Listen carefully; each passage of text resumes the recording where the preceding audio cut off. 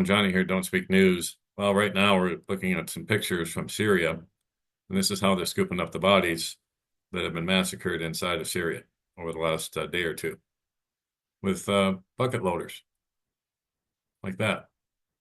Unbelievably horrible, horrific, everything else you can think of, any kind of horrible description you can put to it would qualify.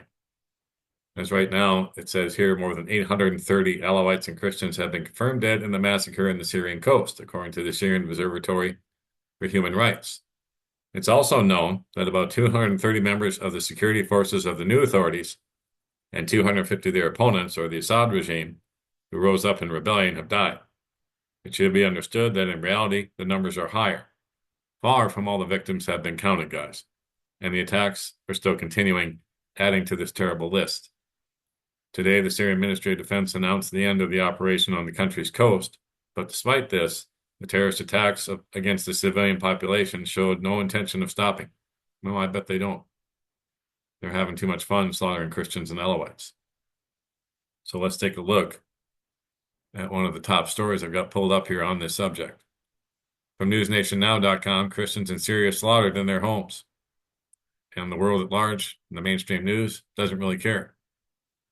So the United States is condemning the murder of religious minorities in Syria as reports circulate online that more than 1,000 innocent civilians have been killed by Islamic terrorists. And like the Post and Telegram said, and it says in this story too, the numbers are probably much higher. On X, Secretary of State Marco Rubio condemned the violence, saying the United States stands with Syria's religious and ethnic minorities, including its Christian, Druze, Alawite, and Kurdish communities. But of course, they won't lift a finger to help. They'll just stand with you in spirit, right? Like they always do. Thoughts and prayers, like they always say. Says here that in recent days, graphic videos of the alleged killing of Christians in Western Syria have emerged. I won't show you those, but there's a link here. Exact number of deaths unknown. According to Asia News, a Vatican-affiliated news agency that reports on Christian communities, more than 800 people, including women, children, and priests, were slaughtered in their homes solely because they were Christian.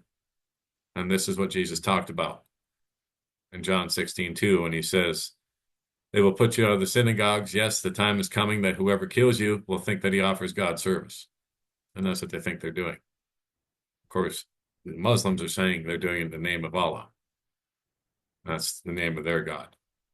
But anyway, however, some groups say the number of victims is much higher. According to the Iraqi Christian Foundation, which advocates for Christians and other religious minorities in the Middle East, the death toll is 1,800. So 1,000 more than the 800 that the Catholic source was talking about. And it also alleges that entire villages are being slaughtered. And that's what I've seen too on Telegram. But it's pretty graphic, so I'm not going to show it to you here, or the video will get restricted. But I've seen some very graphic videos about what they're doing. Hundreds of fighting-age men and teenagers that were slaughtered lying in the streets, taken out of their homes and slaughtered, so that they wouldn't be able to put up a fight against the terrorists later. So it's horrendous. It's horrible. And women and children, you get in the way, you get shot too. It's just the way it is. So before Syria's civil war, which began in 2011, Christians made up about 10% of the population. They coexisted with the Muslim majority, and they were allowed to worship under the government of Bashar al-Assad. In December 2024, as we know, Assad was ousted by the Islamic militant group HTS. Christians and other religious minorities in the country worried about their future as the new regime took over. Western countries are urging Syria's new leaders to protect the rights of religious and ethnic minorities as well as those of women. The vast majority of Syrians are Sunni Muslims, while about a quarter of the population is Christian, Druze, or Alawite. So this marks the worst violence Syria has seen since Assad's ouster. And there you go. Please keep our brothers and sisters in Christ around the world. Not just, like I said, it's not just Syria. It's Nigeria. It's China. It's North Korea. It's Indonesia. I mean, we could go on and on. So Christians are being slaughtered for standing for Christ around the world right now. Just because it isn't happening here in the United States yet doesn't mean jack squat, okay? It's happening all around the world. I get so sick and tired of American believers thinking that they're the end all be all. And if it isn't happening here, then it isn't happening anywhere. Who cares about those people over there, Johnny? I mean, I've actually heard that. And it just, it's awful. But anyway, that's what's happening in Syria. Please keep our brothers and sisters over there in prayer if you would. It is, oh man, it's awful. And before I forget, I wanted to show you guys this. I keep forgetting to show it to you. There's an actual Facebook page for the Noahide community. They have a World Noahide community here on Facebook. It has 6,700 followers roughly. And here you can learn all about Noahide and how you fit into it. It's unreal. So I just wanted to point this out before we move on to the next story here, as we were in the Middle East as it was. Now, let's take a look at what's going on here in the U.S. Robert Kiyosaki. Biggest crash in history is here. Millions will be crushed. So Robert Kiyosaki warns that the biggest financial crash in history has begun, predicting millions will be wiped out. He urges investors, do not panic, as the biggest financial disaster in history begins. Yes, it will be. This is what Kiyosaki had to say on the social media platform X on March 11th. The everything bubble is bursting. I'm afraid this crash may be the biggest in history. Germany, Japan, and America have been the engines up to now, he added. Kiyosaki has been vocal about the everything bubble for several years. In October of last year, 2024, he warned of an impending collapse affecting various asset classes, including stocks, real estate, and cryptocurrencies. Last month, he reiterated his concerns, suggesting that the bubble is currently bursting and emphasizing his intent to hold and potentially increase his investments in assets like Bitcoin during market downturns. The renowned author compared the impending economic downturn to the Great Depression, saying that this crash is going to be bigger than the 1929 crash, a crash that led to the Great Depression. It is normal to be disturbed and fearful, just don't panic. He says to be stoic, which means keep your cool, take deep breaths, and keep your eyes wide open and mouth shut. And I say keep your eyes on Jesus Christ, not this world. This world is over. Mr. Babylon is over. It's all done. He's not lying, though. This crash is going to be bigger than the 1929 one, exponentially bigger. And it may coincide with wars right away. I mean, we could see a lot of things happening all at once. And so I'll let you read the rest on your own. It goes on to give financial advice, which I'm not going to share with you because to me, I've got no eggs in that basket. So now, speaking of finances, here we go with Stablecoin. This bill is a CBDC Trojan horse, according to Cointelegraph here. And it says that because the Senate is going to vote on this pretty soon. And we may have stablecoin as our currency before you know it here in the United States. As it says here, centralized stablecoins feature all the hallmarks of a central bank digital currency, or CBDC, including the ability of the issuer to freeze your tokens so you can't buy anything. Can't buy, sell, or trade. Sound familiar? You get caught up in all the things that go into your arms, those little jabby things that go into your arms. You better get caught up in all those, or you won't have your stablecoin activated, or they'll deactivate it. The recent Genius stablecoin bill, that's what it's called, is merely a thinly veiled attempt to usher in central bank digital currency controls through privatized means, according to Gene Rousis, co-founder of the SmartDex decentralized trading platform. In a statement shared with Cointelegraph, Rousis says that the U.S. government will punish stablecoin users that do not comply with the new regulatory framework, similar to the European Union markets and crypto asset regulations. The executive added, the government realizes that if they control stablecoins, they control financial transactions. Working with centralized stablecoin issuers means they can freeze funds anytime they want. Essentially what a CBDC would do or allow. So why bother creating a CBDC when it's already sitting there ready to be taken over? With stablecoins under the U.S. government control, the result is the same, with the false veneer of decentralization added as a bonus, the executive continued. Now they're going to tell you that it's decentralized, but yet they can freeze it anytime they want.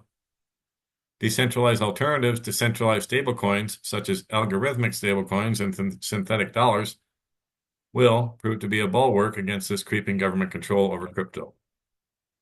So here's the bill right here. I'll let you read it for yourselves. Oops. Didn't mean to do that. There we go. So here we go. The revamped Genius Bill is to include stricter provisions. The Guiding and Establishment National Innovation for U.S. Stablecoins, or the Genius Act, introduced by Tennessee Senator Bill Hagerty on February 4th, proposed a comprehensive framework for over-collateralized stablecoins, such as Tether's USD and Circle's USDC. The bill was revamped to include stricter anti-money laundering, reserve requirements, liquidity provisions, and sanction checks on March 13th. These additional provisions will presumably give U.S.-based stablecoin issuers an edge over their offshore counterparts. During the White House Crypto Summit, U.S. Treasury Secretary Scott Bessent said that the U.S. would use stablecoins to ensure U.S. dollar hegemony in payments and protect its role as a global reserve currency. Centralized stablecoin issuers rely on U.S. bank deposits and short-term cash equivalents, such as U.S. Treasury bills, to back their digital fiat tokens, which drives up demand for the U.S. dollar and U.S. debt instruments. Stablecoin issuers collectively hold over $120 billion in U.S. debt, making them the 18th largest buyer of U.S. government debt in the world. And there we go. All to be voted on very, very soon. So it's all here, guys. Persecutions, Christians being slaughtered, not just persecuted, but being slaughtered around the world. Like I said, in Nigeria, there's one believer killed every 2 hours at least. And then we have the economy getting ready to crash. I haven't even talked about volcanoes and earthquakes and everything else I could talk about that's going on in our end times. Famines, pestilences, right? So all kinds of things going on. And guys, don't forget, the world leaders, they're all in on this game too. Every single one of them. Just because it's like a WWE stage play. When people from, say, Ontario, Canada, argue with President Donald Trump and act like they're enemies. And yet, what did Canada do today? They put off the 25% surcharge or tariff they were going to put on the electricity for the 3 states, including Minnesota, in the U.S. that they supply electricity to. They backed off of that. See, this is just a big game, guys. Always remember that we're dealing with Luciferians, and behind the scenes, they all have the same goal: the elimination of Christianity and to live forever in a transhuman, mostly synthetic body without consequences for their many sins. And so I put this post up by author Jeremy Stone from Facebook. I found this, and I put it up to show you exactly how they're all in on this game together, including Doug Ford, who's in charge of Ontario. He was listed as a member of the World Economic Forum, but was removed from the WEF website the week of February 22nd, 2022, but is still an active member. So the World Economic Forum admits they infiltrated at least 2/3 of Canada's government, but guess what? He's a loyal Trump supporter and stated he would never waver. So it's all a damn show, just like the author says. I agree. It's just one big show. One big club, as George Carlin used to say, and we aren't in it, right? So there we go. Don't forget, don'tspeaknews.com, where I'm at right now, is home base for everything that we do. I've got over 2,500 stories, articles, videos here that you can look at and research at any time. If you want to find us on Rumble, BitChute, and Telegram, click this tab up here, and all the links to find us around the interweb are right here. And then for channel support, we are listener supported only. And I thank everyone who's supported here this month. Without you guys, we literally will not stick around. And 1 week from today, our internet and utilities and all kinds of stuff are due. So if you'd like to support us, all the links to do so are right here underneath this tab.